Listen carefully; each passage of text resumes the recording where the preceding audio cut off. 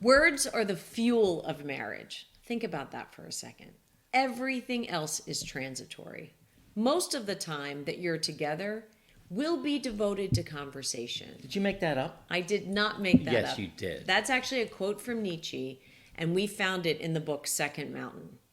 You know, the sad thing that we found with many clients and friends is they're not as careful or deliberate with their communication as they could or should be. You know, we've found studies that show the quality of the conversation actually becomes the quality of the marriage. It does, and there's a lot at risk. So, what is at risk? Well, if you can't have a good marriage with good communication, you're going to have an unhappy relationship. And you might find yourself walking around the house sad, depressed, lonely, and just ignoring each other. You know, or you might find yourself in It's divorce. true. Worst case scenario. It is a worst case scenario for a lot of different reasons. And you might think to yourself, well, divorce numbers are down in the US, and they are, sum total.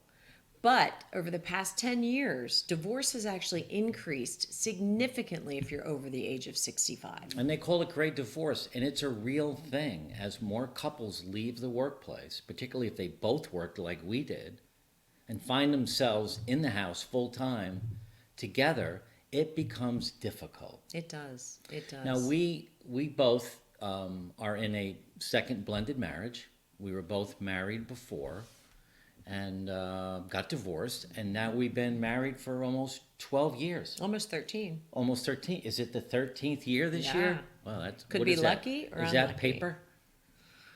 I hope it's not paper. So when we got together and we began our relationship, it was so critical for us to get this right. Really, really important to do it the right way. Different almost than the first time. We had so much at risk. You know, we had our 6 children, ages from, not even teenagers up through their 20s. And each of the kids had their very own concern about us getting married. In fact, before Mark asked me to marry him, he asked my 3 daughters what they thought. I did. And I sat down with the 3 of them around October, November, because I wanted to do it during the holidays. We were having a big holiday party at the house. And 2 of the daughters said, absolutely, Mom loves you, it's great, we should do it. One of the daughters said, no, I don't think you should get engaged. She just didn't like the timing. I don't think you should get engaged during the holidays. Yeah. And she didn't like the timing, and she had good reasons for that. She did have so good reasons we put it for off. that. But I think what that goes to is that when we were putting our family together, we really always put the children first. Always. And put them first. At the same time, we had 2 busy careers. We both traveled a ton, and then we would like to travel together and travel as a Right. family.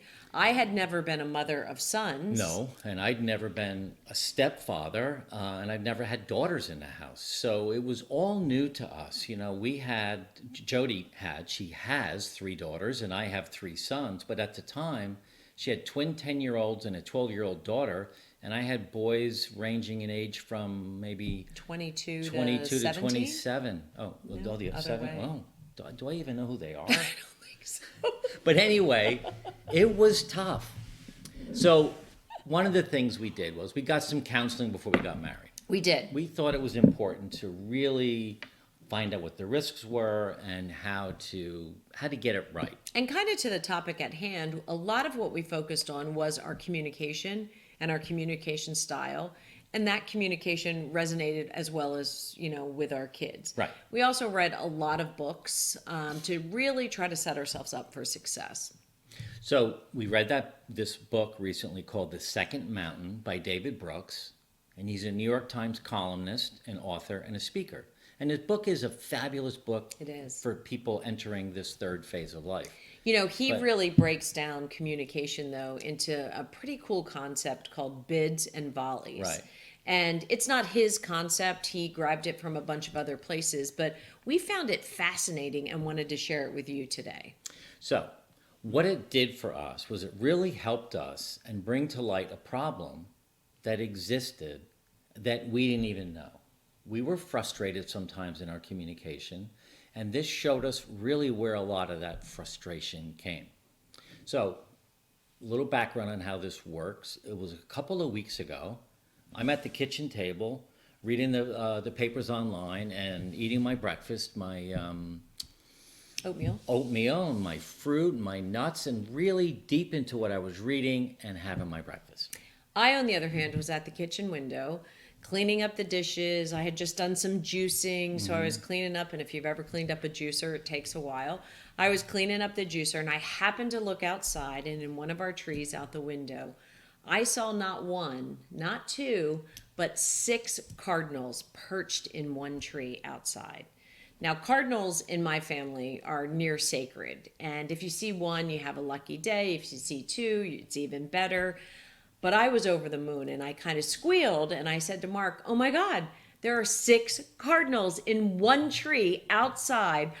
I mean, my heart was racing. And what did I do?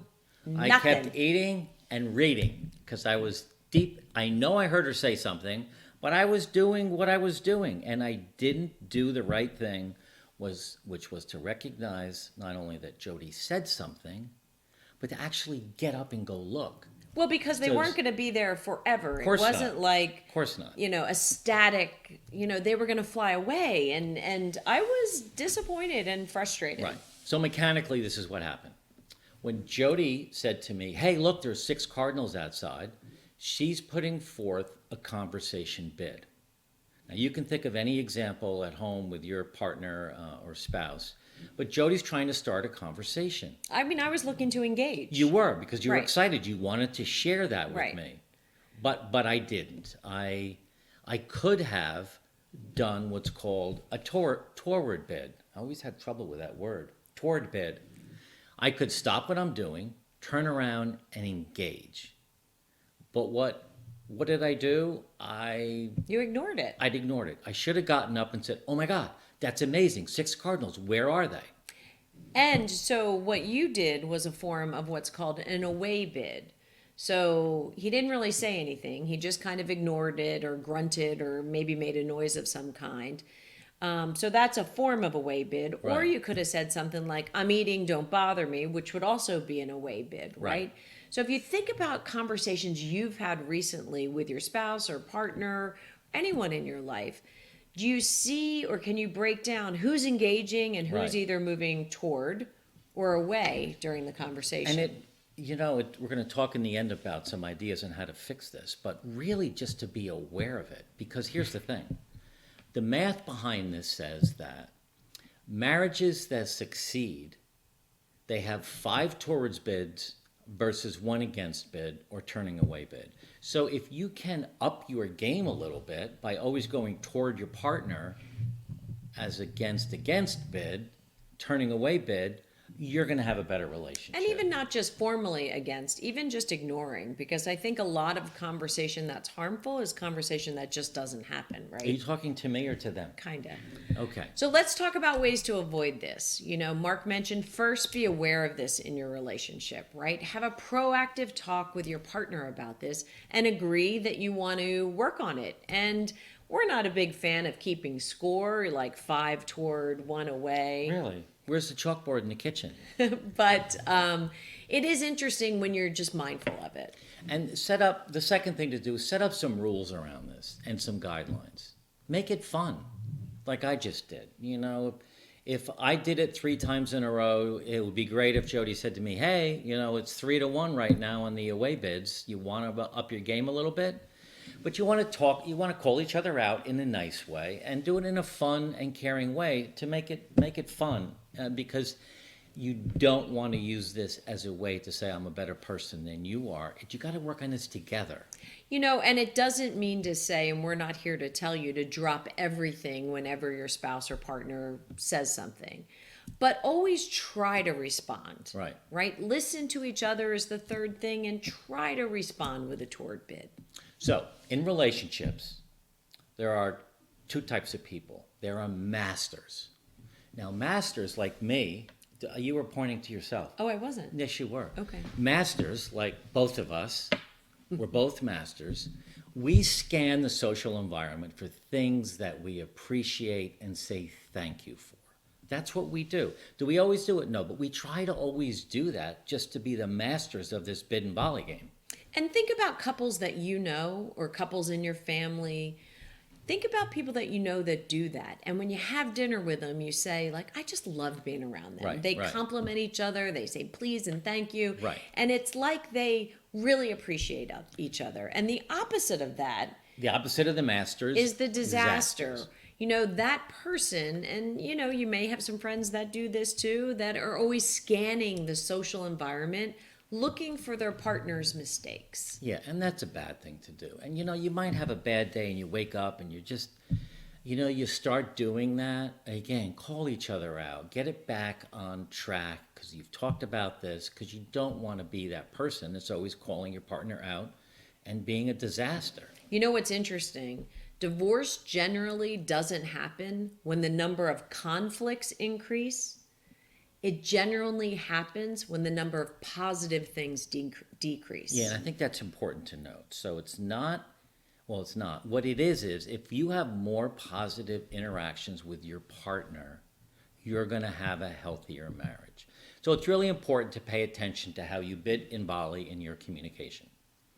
So, call to action. Number one, we want you to be aware of this tendency, right? Yep. And keep track of this over the next week. And really, really make a conscious effort to try to always respond with a toward bid. Talk with your partner about it, and even talk to your children about it. You know, maybe this isn't an issue for you, and maybe you are already aware of it, but how can you move this message forward? It would just make everything better. So like Jody said, this is our 13th year. I knew that. Our anniversary is coming up in August. I know the date. I've got presents and everything picked out. But communication with a partner after being together for many years, and 13 is many, it can stifle.